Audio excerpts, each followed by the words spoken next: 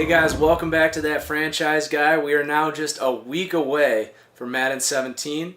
They just went and they released the ratings a couple days ago, and I gotta say, they're not bad. But there's a few players I disagree with, and that's why I'm making this video. I want to talk about some guys that'll be changing in my roster that is gonna come out in about a week. So, like I said, I actually like the ratings. I think they're kind of reflective of my Madden 16 roster. If you check that out, I talked about how there's a lot less mid-80s, even mid-70s.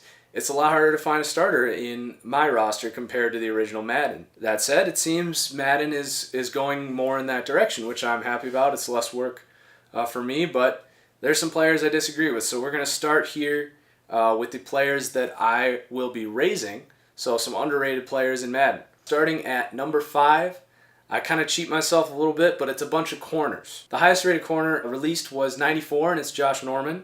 A lot of people don't think he's the best corner in football. He certainly thinks he's the best corner in football. Really, on tape, he's pretty damn good. Not sure if he's better than Richard Sherman or Patrick Peterson, but really, I'm definitely going to be bumping up all of these guys, especially considering I like to have, my receivers be a little higher ranked. We'll see how the new Madden plays, but I really think Antonio Brown, Julio Jones, Odell Beckham, these guys should be 98, 99 overalls. And if the game comes out and that's a little too overpowered, then I'll have to tone them down a little bit. But these are the real superstars. I mean, you look at NFL Network's top 100, and those three guys are all in the top 10. That said, you got to give the corners a realistic chance to cover these guys.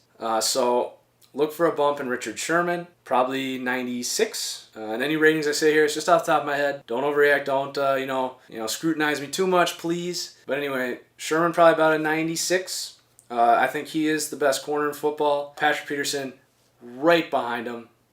Literally right behind him. I will have him as a 96 too. I think I'll keep Josh Norman 94, maybe 95. And then you go a little further down and there's some guys that are a little too low ranked as well. Malcolm Butler's only an 85. He's mid-teens for in terms of which ranked corner he is. And I thought Malcolm Butler was phenomenal last year. So definitely a bump in him, probably up to about a 90. Moving on to number 4, we got Jordy Nelson coming off the ACL. He's ranked 88. Overall, that seems a little low to me. You look at some of the guys above him, specifically Larry Fitzgerald, Doug Baldwin. I think when you watch Jordy Nelson on tape, he does a lot more than those guys. He's crisp route runner. He's extremely fast, and that is the main reason I disagree here. He only has 88 speed. And you watch him, he's one of, if not the best deep threat in the NFL, and it's because of his speed. And I'm confident in medicine these days, and we've seen a lot of guys coming back from ACL injuries. I'm not too worried about Jordy Nelson coming back and having a great year and looking the same way he always has. So I think 88's a little low for Jordy. I think he should be at least a 90. But that 88 speed, I think, should be more at least 92, 93, if not 94. So I will probably initially just put it at 92, see how he looks. Not sure we'll see him in the preseason or not, but look for Jordy Nelson to get a bump. And then number 3 is another receiver who I actually thought deserved a few MVP votes, and he's the same as Jordy, ranked 88 overall, and it's Brandon Marshall. I think what he did for the Jets last year for Ryan Fitzpatrick, it speaks volumes to his talent and his ability. I think Brandon Marshall should be 5th or 6th, right behind DeAndre Hopkins, if not the same as DeAndre Hopkins. So definitely a significant bump for Brandon Marshall. Probably be moving him up to about 94. And now we get into the top 2, and these guys really surprised me. Kind of disappointed in Madden, actually, for these ratings. Number 2, it's Todd Gurley. He's an 85 overall. And sure, he's young. He didn't even play a whole year. I don't care. This guy is ridiculous. He's gonna march his way into the Hall of Fame. He's incredible. He's fast, breaks tackles, great vision, all of it. And he's ranked below guys like Giovanni Bernard.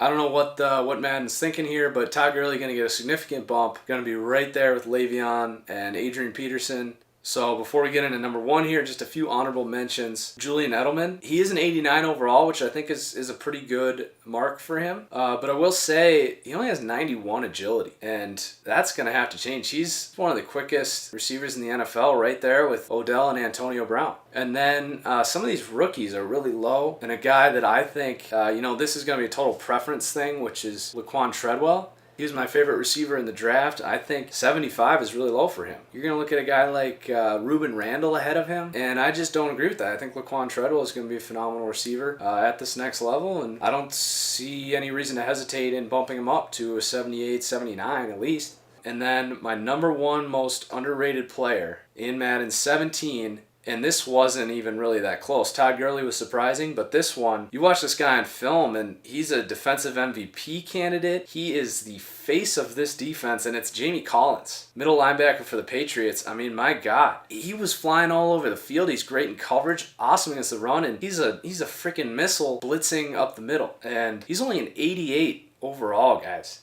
That's pretty scary to me that they can watch the film on this guy and have him as barely scraping a top 10 linebacker when he's right there in my mind with Luke Kuechly. Jamie Collins definitely going to get a huge bump. Look for him to be up in 97, maybe even a 98 when I release my rosters.